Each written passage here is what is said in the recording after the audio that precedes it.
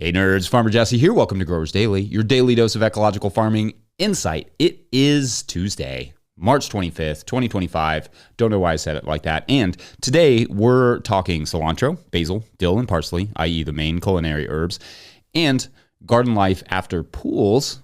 That one will make sense soon. So let's do it.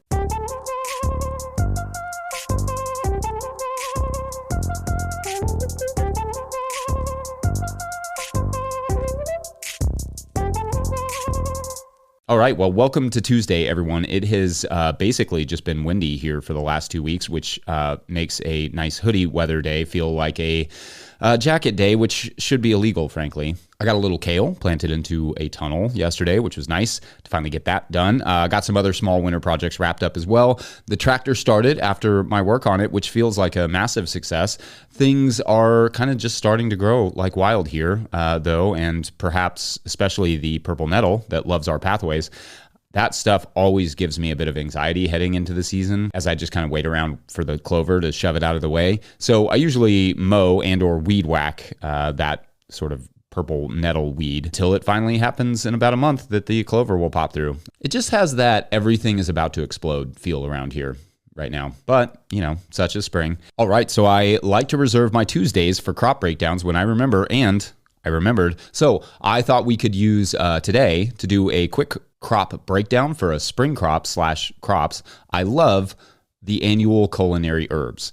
So in this first section, we'll talk about some of the faster growing annual culinary herbs like cilantro and dill that require successions. And then in the third segment, we'll take on parsley and basil and that sort of stuff. And I guess I'm dividing those because dill and cilantro are basically one, maybe two cuts and done, whereas in the right situation, basil and parsley last all summer, with parsley able to head straight into the late fall or even winter in the right conditions. So there is a difference in where and how you might plant and or manage them based on that extended stay. All right, so cilantro has the distinction of being a flower in an herb's body. It wants very little to do with being an herb once the heat hits and will bolt readily.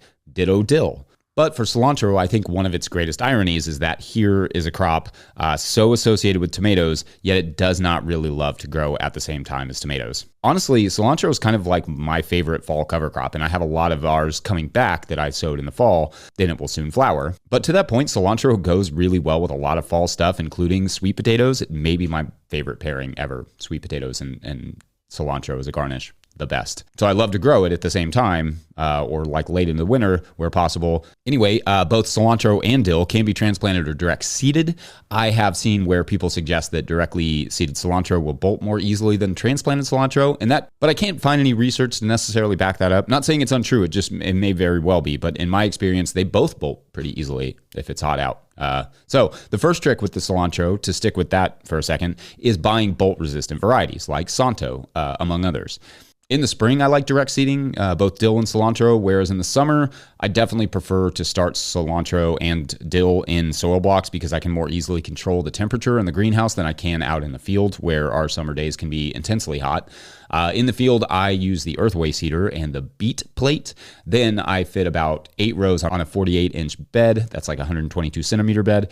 For dill, I use the Jang seeder with the sprockets set to 11 and 11, usually with one of the carrot rollers like the X24 or whatever roller fits the seed well. For soil blocks, I use the smaller 1-inch by 1-inch size blocks, so either the 128 cells or the 200 cell soil blocks. I add 2 or 3 seeds per block of each of those and try to transplant them at about 4 to 6 inch grid. Now, if I was selling a lot of this stuff, I would directly seed it most of the time, if not all the time. But since we only sell a little bit every week, we usually just have, I don't know, to plant like 5 to 10 bed feet of each every other week. Usually we can find a gap in our lettuce somewhere and just plug it in a few blocks on the end of a row, which is great. But because especially when the heat hits, we treat our cilantro and dill like we treat our summer lettuce in the field. So they work well together. We establish it with shade cloth for a week or so after we transplant it. And then we mist it multiple times a day to keep it cool through the heat. In fact, that has made it possible for us to grow cilantro without it bolting too early. We basically just treat it exactly like the summer lettuce. Sometimes even getting a second cutting. And we can do that all summer when the market calls for it, of course.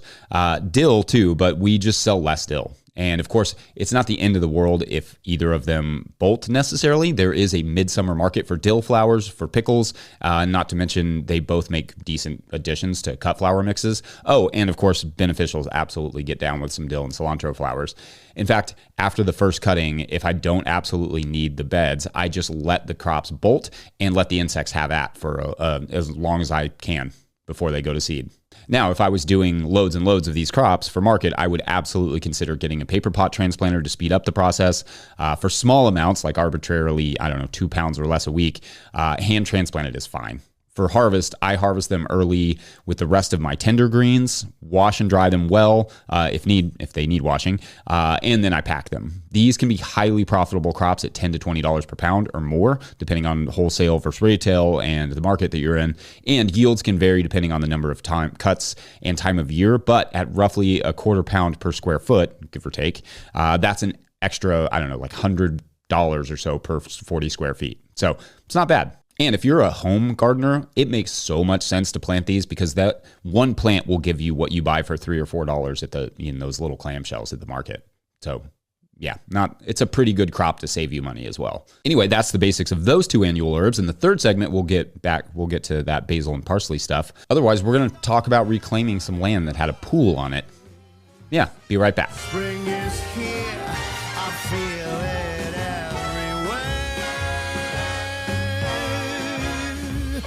You're so near, and love is in the air. Today's episode of Growers Daily is brought to you by Farmhand. Newsletters, right? A necessary evil for CSA farmers. Join Farmhand and real CSA farmers on April 11th for a free digital workshop where they'll share strategies they use to turn their newsletters into powerful sales tools. Get the secrets and go-to templates for success when you register for the free workshop today at farmhand.partners/newsletter. That's farmhand.partners/newsletter. And I'll put the link in the show notes. Today's episode is also brought to you by Tilth Soil. Tilth Soil is a worker-owned co-op making living soils in Cleveland, Ohio using NOP-compliant food scrap compost.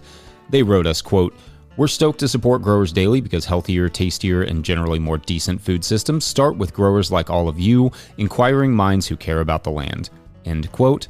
Love the folks over there at Tilth. If you're looking for top-notch compost or potting mix, drop an email to the folks at Tilth via info@tilthsoil.com. That's info@tilthsoil.com.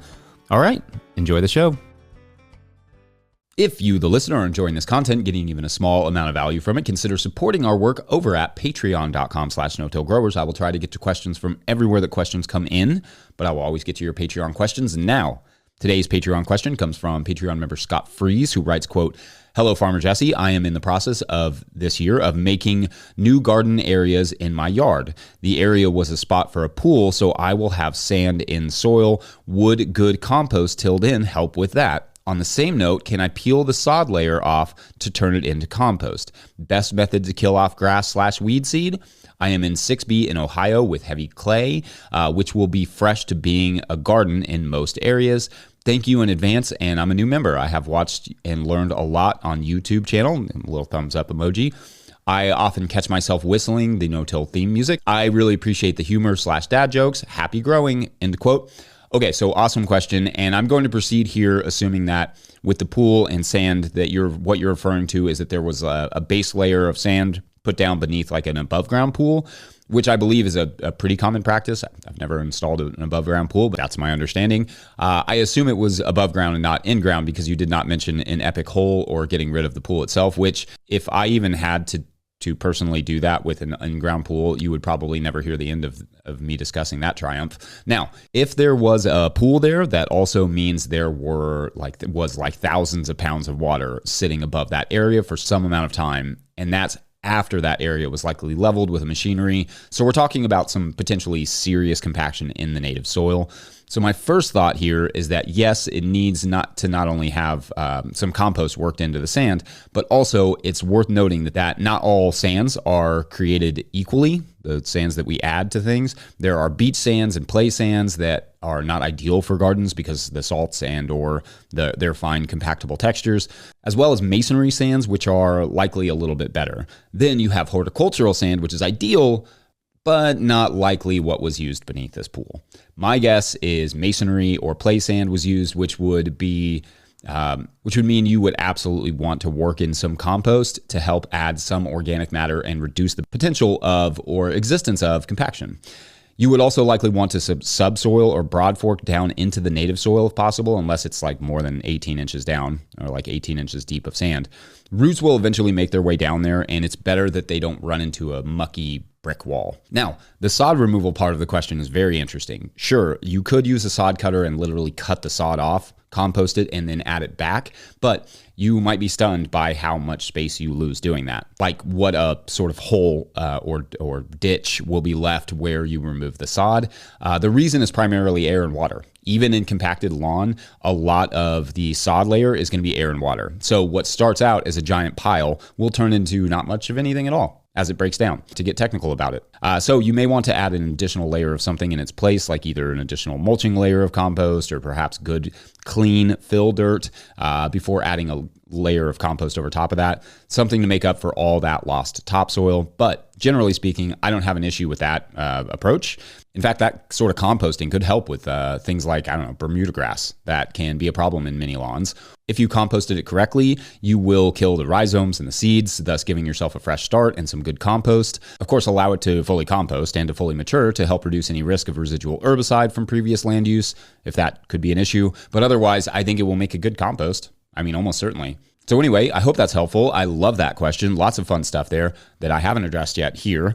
Good times. All right, up next, those other culinary herbs.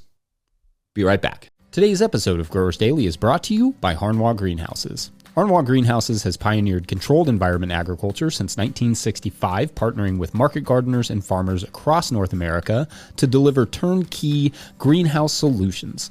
Their unwavering mission is to support growers' success through innovation and expertise in design, manufacturing, and installation. Harnwah Greenhouses are engineered to withstand high wind and snow loads, providing optimal brightness, increased yields, rapid ROI, and long-lasting durability.